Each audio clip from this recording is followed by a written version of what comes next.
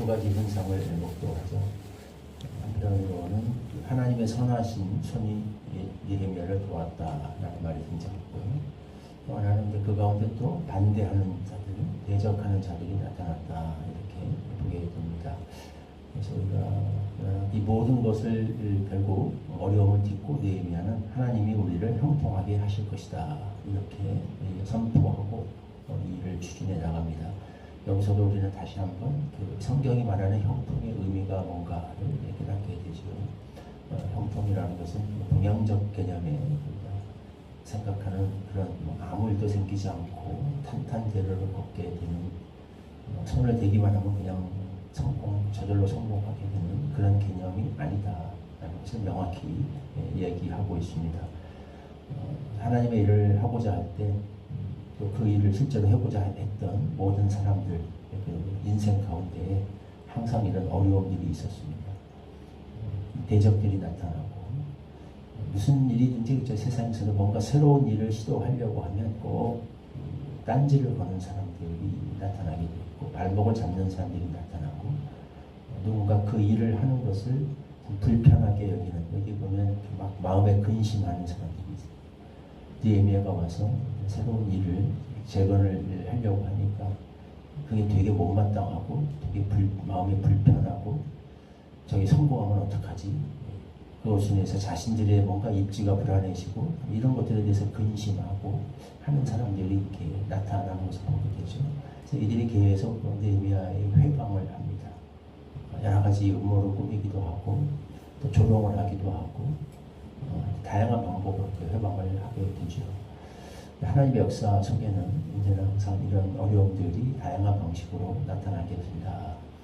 하나님은 그들을 알아서 일거에 미연에 다 없애주진 않지만 그런 속에서도 함께하여 주셔서 끝내 하나님의 뜻과 계획이 성취되게 하신다. 이루어지게 하신다.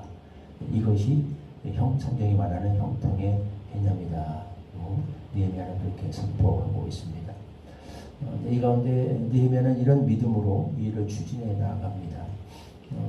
그 가운데 또 일을 상당히 지혜롭게 하죠.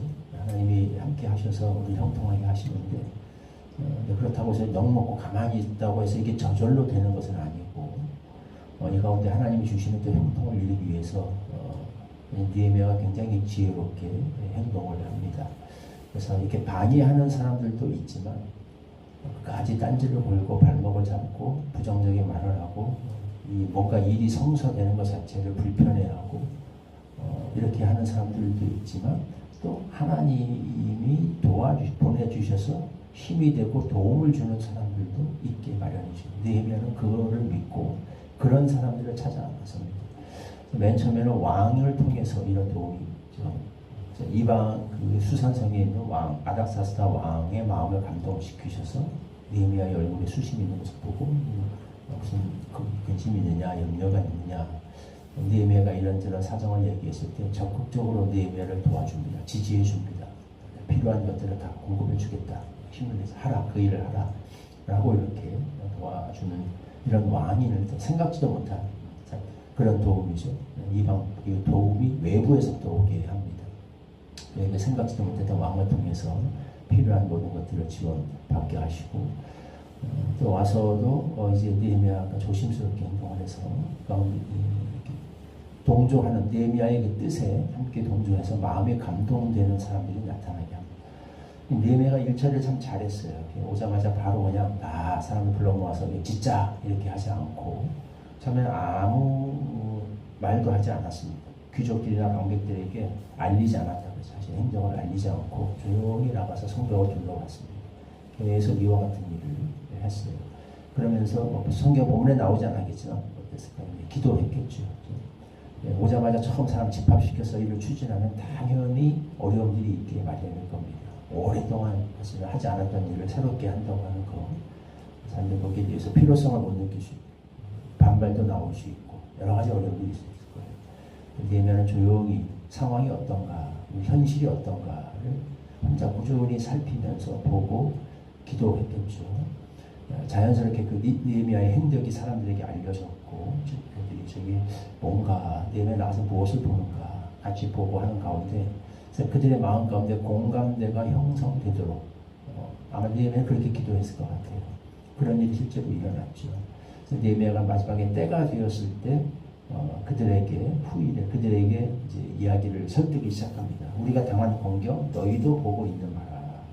예루살렘 황폐하고 성문이 불탔고 내가 그동안 쭉 둘러봤고 당신은 내가 하는 거 봤고 당신도 같이 보지 않았는가. 우리가 충분히 보지 않았는가. 황폐해졌다. 무너졌다. 수축해야 되는데 여기저기 손봐야 될 것이 있는데 예루살렘 성을 재건을 해야 되는데 이런 상황이 아니던가. 오랫동안 기도하고 또 때가 되기를 기다려서 이렇게 말을 건네니까 그 말을 들으니까 거기에 감동되고 설득되어서 같이 합시다. 힘을 모으는 사람들이 나타났습니다. 내가 참 이를 지혜롭게 잘 처리했고 또 하나님께서 은혜를 주셔서 또 이렇게 방해하는 사람도 있었지만 함께하는 사람들도 보내어 주셨습니다. 이렇게 해서 하나님의 역사가 결국 형통을 향해서 나아가게 되었습니다. 느헤미야는 이렇게 선포하죠. 방해하는 자들에게 너희는 하나님이 결국 우리를 형통하게 하실 거다. 내가 계속 방해를 하든 말든 하나님은 우리를 형통하게 하실 거다.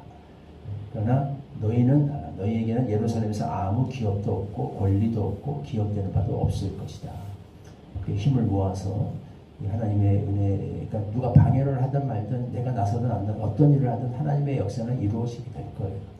마치 에스더서에서도 비슷한 말씀을 드렸는데 네가 네 책임을 회피하고 뒤로 물러나 버린다면 하나님은 다른 방법을 통해서도 이 일을 이룰 거다.